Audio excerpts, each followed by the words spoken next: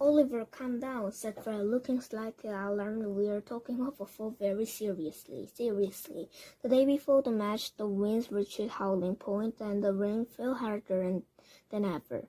It was so dark inside the corridors and classrooms. The extra torches and lanterns were lit.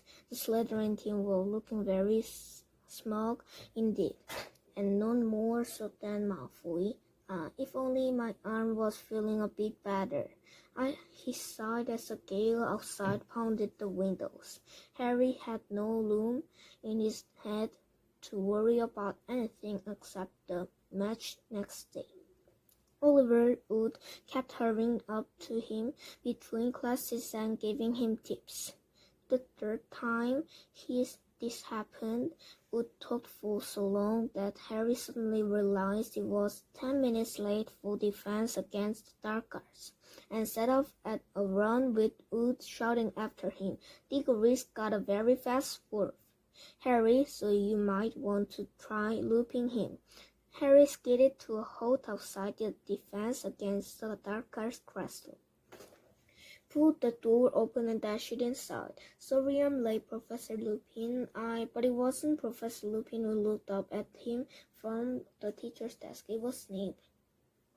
This lesson began 10 minutes ago, Potter, so I think we'll make it 10 points for Gryffindor. Sit down. But Harry didn't move. Where's Professor Lupin? He said.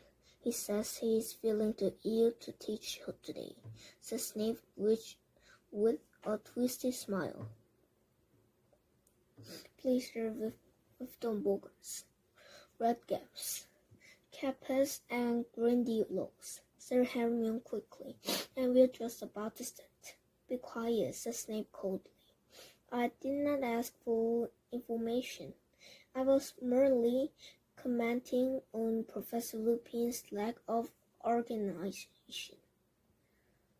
He's the best defense against the dark arts teacher we've ever had, said Miss Thomas boldly. And there was a murmur of agreement from the rest of the class. Snape looked more menacing than ever. You are easily satisfied. Lupin is hardly overtaxing you. I would accept first years to be able to deal with Redcaps and Grindylow. Today we shall discuss. Harry watched him flick through the textbook to the very back chapter with the most note they hadn't covered. Werewolves, said Snape. But sir, said Hermione, seemingly unable to restrain herself, we are not supposed to do werewolves yet. We'll do to start Hinky Punks, Miss Granger, said Snape, in a voice of deadly calm. I was under the impression that I was talking this lesson.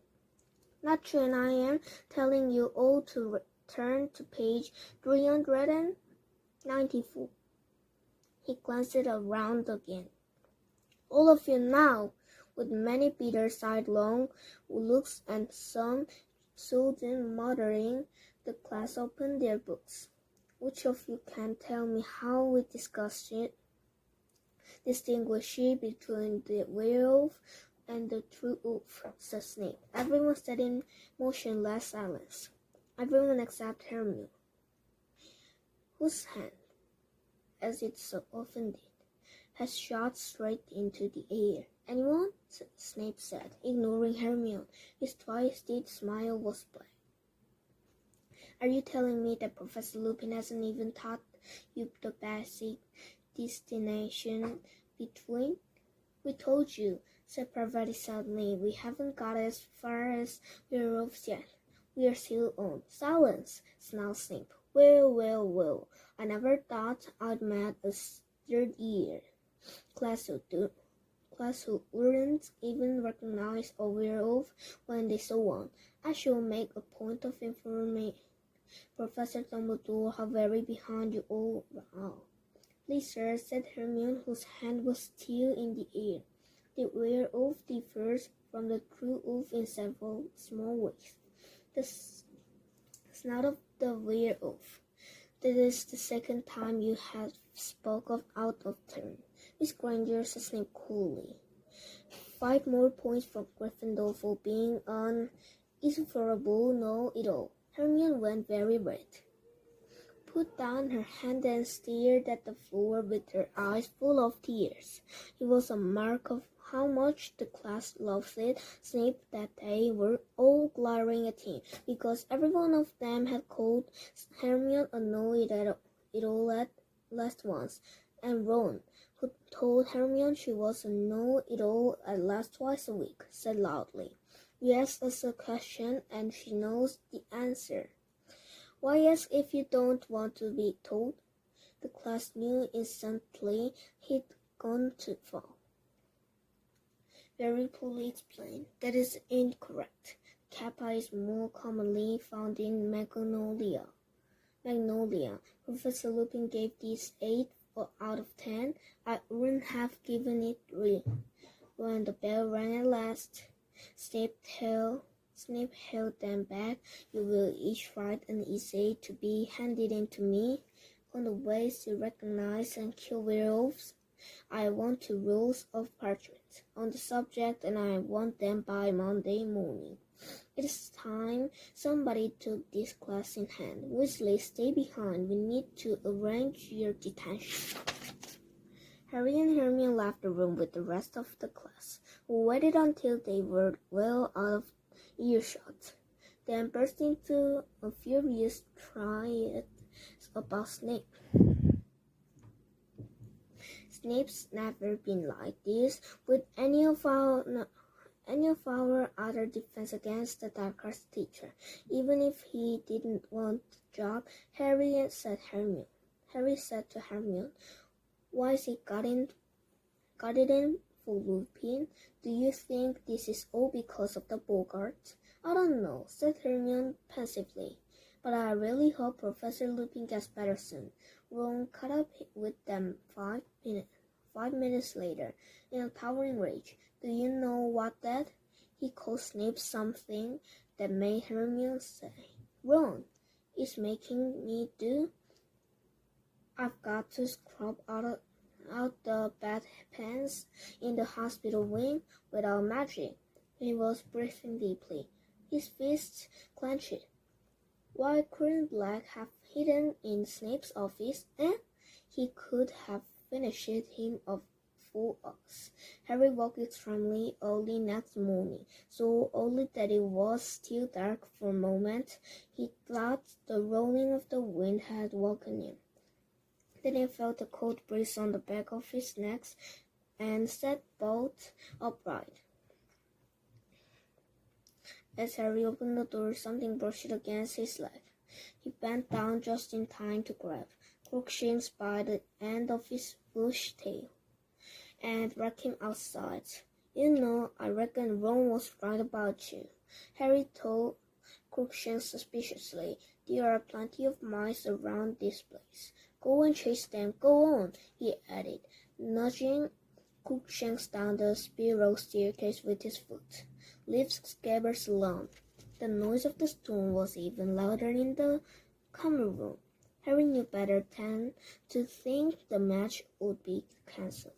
Quidditch matches weren't called of full trifles such as thunderstorms. Nevertheless,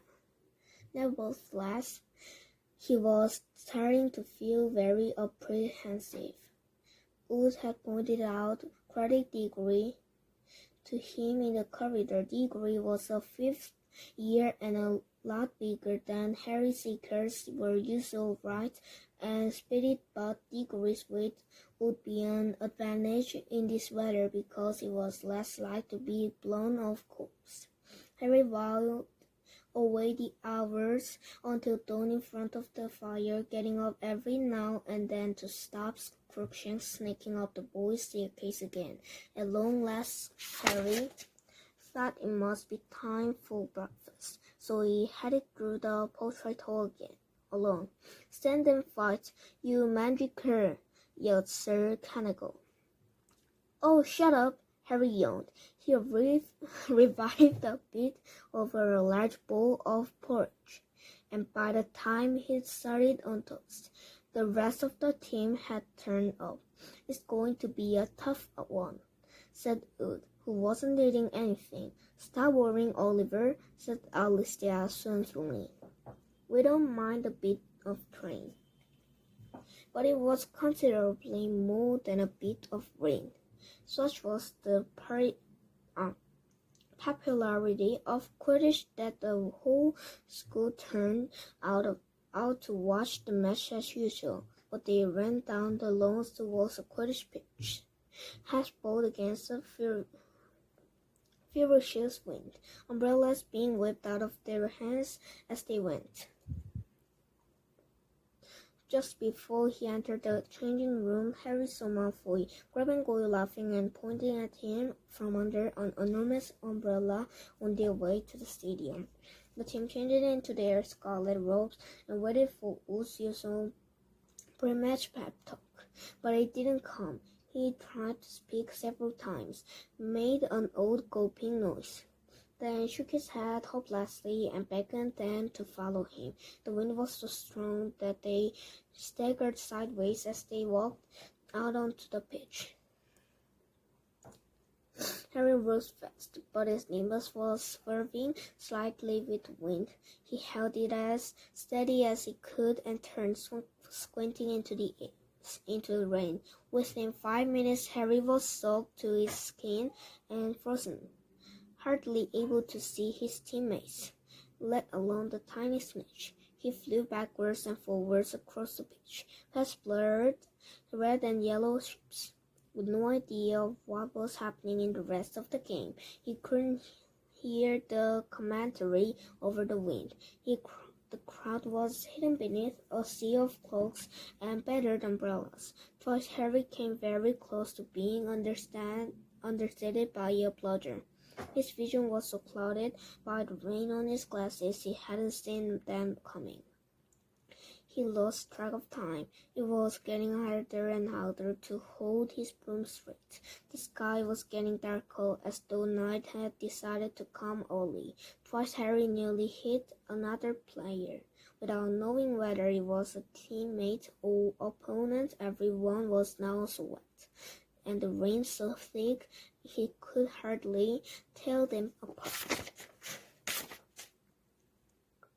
With the first flash of lightning came the sound of Madame Hooch's whistle. Harry could just see the outline of Wood through the thick rain, gesturing him to the ground. The whole team splashed down into the mud. I called for timeout. Wood rolled at his team.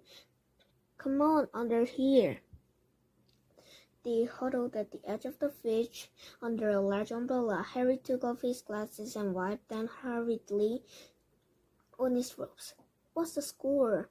We're 50 points up, said Wood. But unless we get the snitch soon, we'll be playing into the night. I've got no chance with this on, Harry said exasperatedly, waving his glasses. At the very moment Hermione appeared at his shoulder, she was holding her cloak over her head and was inexplicably beaming. I've had an idea, Harry. Give me your glasses quick. He handed them to her as the team watched in amazement. Hermione tapped them with her wand and said, Impervious.